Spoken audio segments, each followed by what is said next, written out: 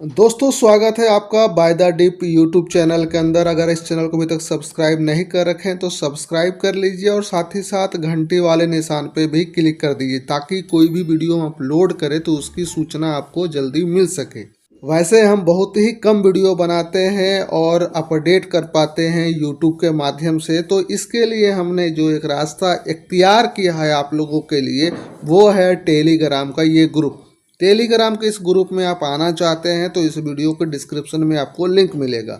और जब आप इस ग्रुप में आएंगे तो आपको यहाँ क्या देखने को मिलेगा, तो यहाँ देखने को आपको वही चीज़ मिलेगा जो हम बाय और सेल करने वाले होते हैं। बात समझिए, करने वाले होते हैं, करने के बाद नहीं देते हैं। कहने का मतलब है कि जो हम खरीदने वाले होते हैं, ये देखिए कब हमने इसमें दिया था, रात को 11:17 पर ये जीटीटी ऑर्डर हमने लगाया था। ये जो मेरा रूल है वो सेकेंड रूल, उसके अनुसार हम इस सेकेंड अपना डीमेट अकाउंट के अंदर इसको खरीदारी किए थे। तो ये जब खरीदारी हम कर रहे थे तो इसका स्क्रीनशॉट रात को 11 बजे दे दिए। आज मार्केट जो है खुली 4 अक्टूबर को, ठीक है, हमने 3 अक्टूबर को ही बता दिया कि हमें ये खरीदना है और बस इसका स्क्रीनशॉट लिए और डाल दिए। ठीक है, लिख वही रखे हैं कि 25 नंबर नियम के अनुसार इसे आप अपने दूसरे डीमेट अकाउंट में खरीद सकते हैं। ये सब बातें अलग है। उसके बाद जब मार्केट चलता है तो हम अपना जो भी बाय और सेल होता है या मार्केट क्लोज होता है, तो ये 3 अक्टूबर की है तो वो यहाँ पे हम दे देते हैं। और आपको हम इसमें ज़्यादा देते हैं तो अपना जो वीडियो बनाते हैं उसका लिंक डाल देते हैं। इसके अलावा कुछ नहीं। लोग धीरे धीरे समझ रहे हैं, बातों को सीख रहे हैं, उसके अनुसार यहाँ पे आ रहे हैं। अभी काफ़ी ज़्यादा मार्केट में वोलेटिलिटी है, मार्केट थोड़ा थोड़ा गिर रहा है, करेक्शन हो रहा है। तो हमने बहुत पहले ही आप लोगों को सचेत किया था कि कम से कम 27 सितंबर को, ये देखिए 27 सितंबर डेट है, छुप गया, ये 27 सितंबर लगातार हम बेच रहे थे और दिखा भी रहे थे कि भैया हम बेच रहे हैं 5-6 ETF लगातार। यहाँ देखिए 2 ETF है, यहाँ पे 4 ETF है। तो इस तरह से हम लगातार जो है, देखिए टुडे सेलिंग ऑर्डर यहाँ पे 2 ETF है, तो लगातार जो है हमारा यहाँ पे सेलिंग चल रहा था। यहाँ पर देखिए यहाँ पर भी बिक रहा। तो जो भी 10, 12, 13 ETF जो भी अपने टारगेट पे आ रहा था उसे हम लगातार बेच रहे थे और अपने टेलीग्राम में भी सूचना उसका दे रहे थे। जो फॉलो करेंगे भैया वही जानेंगे कि हो क्या रहा है और किस समय किस सिचुएशन में कौन सा एक्शन लेना है। खैर ये तो बात रह गई आपके ऊपर कि आप इसके बारे में सोचेंगे या अन्यथा नहीं सोचेंगे। मेरा काम था बताना, हमने यहाँ पे बताया। आज का जो विषय है वो है, पहले तो हम अपना होल्डिंग वगैरह दिखाएंगे, साथ ही साथ इसमें जो है कि कुछ चीज़ें आपके साथ डिस्कस करेंगे। वीडियो लंबा हमेशा मेरा होता है क्योंकि हम वीडियो कम बनाते हैं तो पूरे हफ्ते की जानकारी एक ही वीडियो में डालने की कोशिश करते हैं। तो सबसे पहले हम आ जाते हैं अपना होल्डिंग में, जो कि होल्डिंग हमारा अभी भी पॉजिटिव दिख रहा है। और तमाम लोग दिखाएं ना दिखाएं, हम आपको हर एक परिस्थिति में दिखाएंगे। मार्केट लगातार 3 वर्किंग डे में गिरा है और 3 वर्किंग डे में गिरने के बावजूद भी हमारा पोर्टफोलियो ग्रीन है। ठीक है, और आज का जो डेली प्रॉफिट एंड लॉस है तो 450 रुपये यानी 427 रुपये के अनुसार हमारा यहाँ पे लॉस दिखा रहा। पर ये आंशिक लॉस है दोस्त, हमारा पॉकेट से पैसा गया नहीं। तब तक हमारा पॉकेट से पैसा नहीं जाएगा जब तक हम बेचेंगे नहीं। तो हम बेचने वाले नुकसान में नहीं है, ये बात दिमाग में बैठा लेना है। टोटल इन्वेस्टमेंट मेरा 96,700 रुपये के आसपास है और जो प्रॉफिट ओवरऑल मिल रहा है तो 96,844 रुपया मिल रहा है। अगर हम बात कर लेते हैं कि यहाँ पर ऐसा कौन कौन सा ETF है जो 3% या 3% से अधिक नुकसान में चल रहा है, तो उतना दिन में जितना भी तांडव आप देख रहे हैं तो उस तांडव के अनुसार जो है यहाँ पर मात्र मेरा एक ETF जो है एमओ रियलिटी, वो 3% से अधिक गिरा हुआ। उसके अलावा कोई भी 3% से ज़्यादा नुकसान में नहीं है। अगर हम 3% से अधिक प्रॉफिट की बात करें तो मात्र यहाँ पे 2 ऐसे ETF है जो 3% से अधिक प्रॉफिट में है, जिसमें से पहले नंबर पर गोल्ड आता है, NV20I ETF दूसरे नंबर पे है। उसके बाद सब 2% और 1% लगभग सबके सब ग्रीन ही है। तो ये होता है सिलेक्शन ETF का सिचुएशन के अनुसार। इसके बाद हम आपको जैसे ही दिखा रहे थे टेलीग्राम में अपना कि हमने रात में एक इन्फॉर्मेशन दिया था कि मैं अपने सेकेंड डीमेट अकाउंट में एक हम बाइंग करने वाले हैं, जो मेरा रूल नंबर 25 होता है। यहाँ मेरे पास 3 रूल है, आप तमाम लोगों को बता दें, यहाँ पे 3 रूल है जिसके अनुसार से हम 3 डीमेट अकाउंट रखते हैं। पहला जो डीमेट अकाउंट में मेरा रूल चलता है वो चलता है ई के डी रूल चलता है। उसके बाद एक चलता है 45, बस ये अंक है 45 रूल, ये पहला रूल हो गया, ये दूसरा रूल हो गया, और एक तीसरा रूल है LT रूल। ये मेरा तीसरा रूल हो गया जो कि तीसरा डीमैट अकाउंट में चलता है। तो सिचुएशन जैसे जैसे हम यहाँ पर यूज़र फ्रेंडली हो रहे हैं यूट्यूब पे और लोग हमें रिस्पांस दे रहे हैं, उसके अनुसार हम अपनी चीज़ों को धीरे धीरे बाहर निकालेंगे। तो जब तक हमसे जुड़ के नहीं रहेंगे तब तक आप कैसे जानेंगे कि हमारा क्या क्या आगे रोड मैप है। तो ये 3 रूल के अनुसार हम काम इस मार्केट में कर रहे हैं, बड़ा आराम से, कोई जल्दबाजी नहीं है। एंजल वन का अकाउंट है और एंजल वन का यहाँ लोगो तो नहीं दिखता है, पता नहीं क्यों। ऑर्डर में हम दिखा दें, ऑर्डर देख रह सकते हैं यहाँ पर मेरा स्मॉल कैप के अंदर हमने ये ऑर्डर लगाया था और इसका ये बाई हो गया है, ठीक है। और इसका पोर्टफोलियो वगैरह क्या देखना, ज़्यादा से ज़्यादा यहाँ पर 34% का प्रॉफिट में चल रहा है। करंट वैल्यू 26,000 है और टोटल इन्वेस्टमेंट मेरा 19,000 के आसपास है। और यहाँ पर कुछ एक ETF हम जो है कि बाई कर रखे हैं। एक स्टॉक भी हम गलती से बाई कर लिए हैं जो कि 10% नुकसान में चल रहा है। ये आंशिक नुकसान में, जब हम नुकसान बोले तो इसका मतलब आप समझिए कि आंशिक नुकसान है। दैट मीन्स कि जब तक हम बेचेंगे नहीं, जब तक हम नुकसान में आएंगे नहीं, और इसको हर हाल में नहीं बेचेंगे चाहे ये जीरो क्यों ना हो जाए।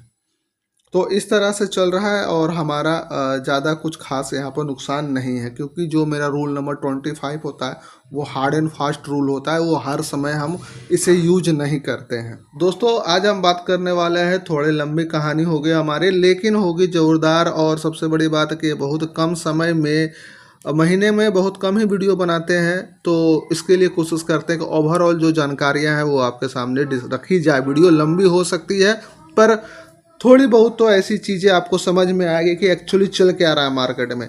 तो सबसे पहली बात, एक सिनेरियो हमें समझ में आ रहा है कि अक्टूबर 2024 में ऐसा क्या हुआ कि जो हमारे FIA जो है, और या फिर रिटेल इन्वेस्टर, या फिर जो भी ये लोकल इन्वेस्टर हमें कह सकते हैं, जो इंडिया के इन्वेस्टर है, वो जो है कि संभाल नहीं पा रहे हैं मार्केट को। जबकि लगातार फॉरेन कंपनी जो होती है, जो इन्वेस्ट करने आती है बाहर से इंडिया के अंदर, जिसको FIA बोलते हैं लोग, वो लगातार जो है कि बिकवाली कर रहा है।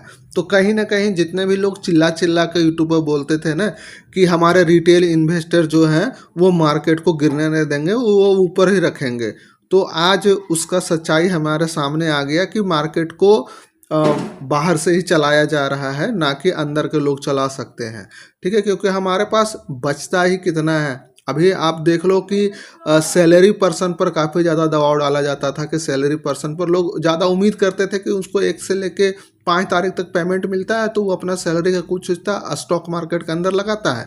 लेकिन अभी आप देखिए कि सैलरी पर्सन भी कहीं ना कहीं अभी स्टॉक मार्केट के अंदर में अक्टूबर महीने में पैसा लगाने से बच रहे हैं। कारण क्या है, यहाँ पर 2 फेस्टिवल आ रहा है।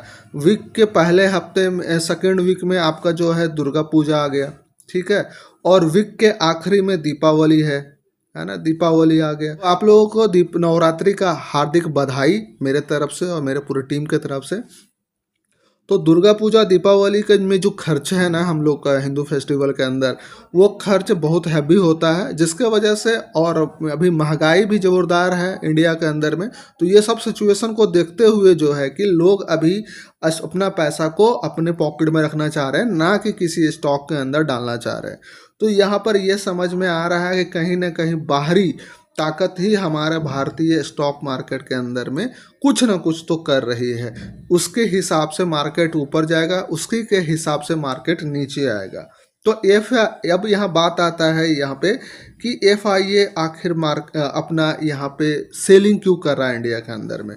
तो इंडिया के अंदर में सेलिंग करने के पीछे रीजन है चाइना, ठीक है। चाइना का रीजन है। चाइना में क्या हुआ है कि चाइना में अभी जो है कि काफ़ी सस्ते कीमत में अच्छा स्टॉक मिल रहा है। बहुत ज़्यादा डीपली हम बात नहीं करेंगे, लोग सारी चीज़ें जानते हैं, जो नहीं जानते वो गूगल कर लेंगे कि चाइना में अभी कुछ चीज़ों में जो है कि सहूलियत दी गई है लोगों को खरीदने के लिए, जिसके वजह से एफआईए पुराना मार्केट भी है चाइना एफआईए के लिए, विदेशी इन्वेस्टर के लिए। तो वहाँ जानता है कि उसका एक इतिहास है। हमारे जो इंडिया में अभी नया नया जो है विदेशी निवेशक आए हैं, तो उनको अभी ज़्यादा समझ नहीं है इंडिया का, लेकिन चाइना का ज़ोरदार समझ है, जिसके वजह से वो चाइना में दोबारा अपना किस्मत आजमाने के लिए चला गया है। अब बात कर लेते हैं तीसरा जो मेरा जो इसके, ये दो चीज़ ख़त्म हो गई, और तीसरा जो हमारे दिमाग में बात चल रही है, वो तीसरा बात ये चल रही है कि कुछ लोग ये भी बोलेंगे कि सर हमारे यहाँ अक्टूबर में और प्लस नवंबर में चुनाव होने वाला है। ठीक है, चुनाव जैसे अक्टूबर वाला तो चुनाव हो आज शायद हो रहा है, वो वोटिंग वगैरह कहाँ, तो हरियाणा में वोटिंग हो रहा है, और ये शायद 8 अक्टूबर को इसकी गिनती होगी। तो जहाँ पे ये एक लोग का ओपिनियन जो पोल होते हैं, वो तमाम चीज़ों को देखने के बाद, जो हमारा ये पर्सनल मकसद ये कहने का नहीं है कि क्या रिजल्ट आएगा, लेकिन ओवरऑल जो ओपिनियन पोल आ रहा है, तो वहाँ पे जो अभी वर्तमान सरकार मार्केट में है, मतलब कि अपने देश में काबिज हैं बड़े पद पे, तो उनका जो है कि रिजल्ट हम देखिए, ओपनली किसी पार्टी का नाम नहीं ले सकते, लेकिन फिर भी हम बता रहे हैं कि जो हैं गवर्नमेंट वर्तमान में, वो गवर्नमेंट वहाँ पे जो है बहुत बुरा प्रदर्शन करने वाली है, जैसा लोगों का कहना है। बहुत सारे न्यूज़ चैनल का एक ओपिनियन पोल आता है, तो उसके अनुसार से हम कह रहे हैं। आप चाहे तो कमेंट करके बता सकते हैं कि हरियाणा में क्या और किसका गवर्नमेंट आने की उम्मीद है। साथ ही साथ नवंबर में हम बात करें तो महाराष्ट्र में भी चुनाव होना है, तो इसका भी एक जो है नज़रिया बनाया जा रहा है। तो ये दो चुनाव भी एक कहीं ना कहीं महत्वपूर्ण भूमिका निभा रहा है। देखिए, सोचने वाला कुछ भी सोच सकता है, तो हम भी वही उन्हीं के साथ सोचने के लिए तैयार हैं। ठीक है, अपने मन से कुछ कहानी बनाने की जरूरत नहीं। जो एक सिनेरियो बन सकता है मार्केट के क्रैश का, या क्रैश नहीं कर सकते हैं, ये करेक्शन का, तो ये तमाम सिनेरियो सामने आता है। दूसरा सिनेरियो ये भी चौथा मेरे नज़र में है कि मार्केट काफ़ी ज़्यादा ओवर वैल्यू हो गया था। ठीक है, ओवर वैल्यू होने के वजह से यहाँ पर छोटी छोटी न्यूज़ भी एक करेक्शन का एक कारण बन सकता है। तो मार्केट जो जितना ज़्यादा ऊपर रहेगा, एक छोटा सा पिन भी उस पर टच करेगा, तो वो कुछ न कुछ नीचे आ ही जाएगा। तो वो भी एक बात हो सकती है इसके अंदर। दूसरा क्या है, इसमें चौथा क्या आ सकता है कि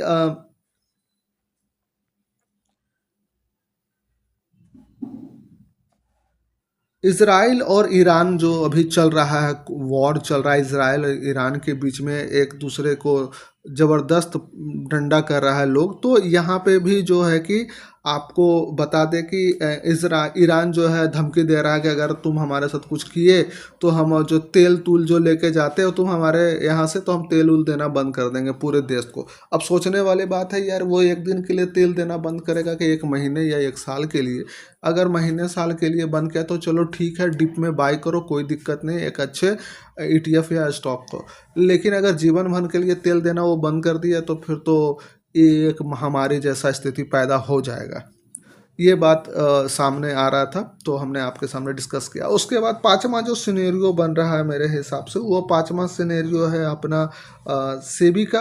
तो सेबी ने, आप जानते ही होंगे, सेबी जो है FNO के जो नियम है उसमें बदलाव किया है, जो कि बेहतर है, स्वागत योग्य है, करना ही चाहिए था। और सिस्टम जो करती है पब्लिक के भलाई के लिए करती है। तो यहाँ पे सेबी का जो ये रूल आया है, सर्कुलर आया है, उसके वजह से भी मार्केट में थोड़ा बहुत जो है माहौल चेंज हुआ है लोगों का। तो ये भी एक प्रिस्क्रिप्शन बनाया जा रहा है। लेकिन ओवरऑल कहा जाए तो हमारा मार्केट ओवर वैल्यू था ही, करेक्शन चाहिए था एक अच्छा। तो ये तमाम सिनेरियो बनता है हमारा मार्केट गिरने का। अब बात करते हैं कि ये तो हम बात कर लिए नेगेटिव नेगेटिव, अब बात कर लेते हैं यहाँ पे कुछ पॉजिटिव। ठीक है, तो सबसे पहली बात है, अगर आप कुछ दिन पहले कुछ ऐसा ETF जो है, आप ETF ऐसा कुछ देखे थे जिसका कीमत 50 रुपये चल रहा था, ठीक है, और आज के डेट में अगर आप उस ETF को देखें और 50 रुपये कीमत चल रहा, लेकिन मन में एक अफसोस आपको उत्पन्न हो रहा है कि भैया अगर इसका कीमत 45 या 48 रुपया होता तो हम इस ETF में इन्वेस्ट कर देते। तो दोस्त हमारा आपको मौका मिल रहा है, मार्केट मौका दे रही है कि भैया 45-48 में लो हम आ गए, ठीक है। अब क्या होगा कि आप डर जाएंगे, अरे यार 45 हो गया, 48 हो गया, अब पता नहीं कहाँ जाएगा, क्या होगा, कहीं मार्केट जीरो ना हो जाए। तो ETF में इतना डरने की बात नहीं है। आप एक सिंगल स्टॉक के अंदर इन्वेस्ट नहीं कर रहे हैं, ETF के अंदर इन्वेस्ट कर रहे हैं, तो जितने भी सिचुएशन बनते हैं वो सिचुएशन हम लोग के ही फेवर हैं। जितना भी नेगेटिव हमने बातें अभी बताई आपको, वो सारे नेगेटिव बातें हमारे फेवर के अंदर आ रहा है, उससे हम ही को लाभ है। कारण क्या है कि भैया बहुत मुश्किल से मौका मिलता है ETF के अंदर में इतना डिप में बाय करने का, और आपको मौका मिल रहा है तो इस मौके का फ़ायदा जोरदार तरीके से उठाए, लेकिन ग्रीडी तरीके से नहीं। दैट मीन ग्रीडी मतलब लालची होकर नहीं कि जितना पैसा है पॉकेट का सब एक ही ETF के अंदर झोंक दिए और एक ही बार में झोंक दिए, ऐसा कुछ नहीं करना है। एक सिस्टमेटिक ढंग से आपको इन्वेस्टमेंट करना है। चाहे तो आप हमारे टेलीग्राम पे आइए, वहाँ पे हम सारी चीज़ें को एक्सप्लेन करते हैं आराम से, और आप चाहे तो हमसे आप चैटिंग भी कर सकते हैं। खैर, अब बात कर लेते हैं कि बाज़ार में अच्छे ETF आपको जो है कि बहुत सारे ETF है, लेकिन बाज़ार में आपको अच्छे ETF का एक ढूंढना बहुत ज़रूरी है। तो जो बेस्ट ETF होगा, जो गुड ETF होगा, उसके अंदर आपको जो है निवेश करके अभी वर्तमान में रहना है, ठीक है।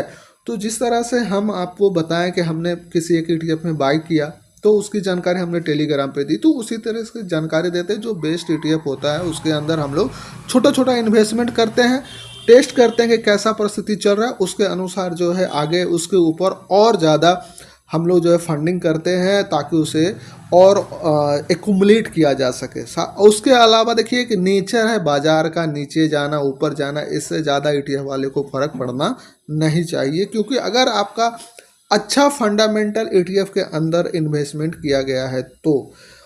अब देखिए फंडामेंटल से बात ये भी हमारे सामने एक आ गया कि बहुत सारे लोग जो होते हैं अलग अलग तरह का फंडामेंटल चीज़ें यूट्यूब के अंदर दिखाते हैं कि भैया ये ऐसे कर रहा है, यहाँ ऐसे हो रहा है, ठीक है, FIA सेल कर रहा है, DIA बाय कर रहा है, प्रो जो है ये कर रहा है, रिटेल ये कर रहा है।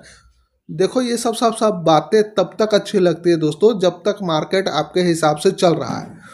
जिस दिन मार्केट अपने औकात पर जाता है तो अच्छे अच्छे का वो औकात दिखा देता है। तो जैसे कि अभी वर्तमान समय में मार्केट अपना ही चलाएगा, आपका कुछ नहीं सुनने वाला। आप चाहे जितना भी फंडामेंटल कर लो, ठीक है, बस आपको हिम्मत बनाकर रहना है और टिके हुए रहना है।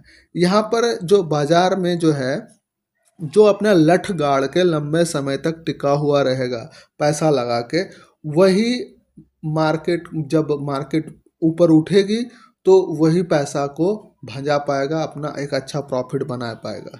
तो बाजार में दो चीज़ें आपको ध्यान रखनी है। सबसे पहला एक बेस्ट ETF को कैसे ढूंढना है वो, और सेकेंड जो है आपको लंबे समय तक, ठीक है, लॉन्ग टाइम तक आपको यहाँ पे रहना है दोस्तों।